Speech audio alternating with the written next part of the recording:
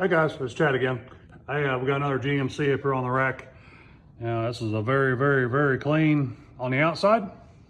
Beautiful GMC. But like normal, the coating is gone.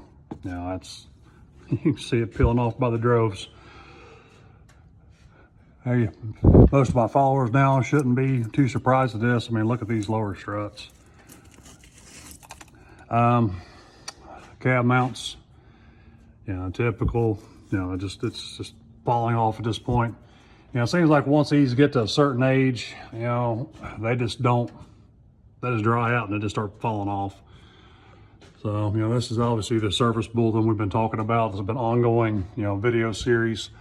So again, I mean, you can see, this is just falling off everywhere.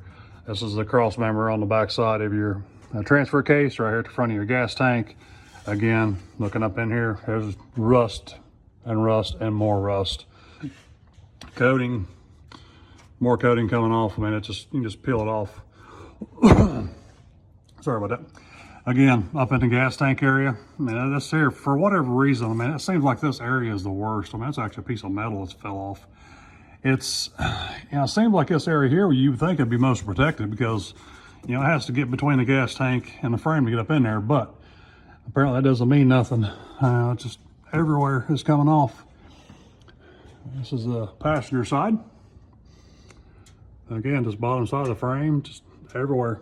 The cab and the body actually looks pretty good. Frame, another story. Again, this is a rear Crossmember just on the back side of your gas tank. This is your rear Crossmember just above and where your spring saddles are. This is the passenger side, and this will be the driver's side. You guys can see how most of the coating is already peeled off and how it's heavily delaminating right here. Again, this is the driver's side rear section of the frame.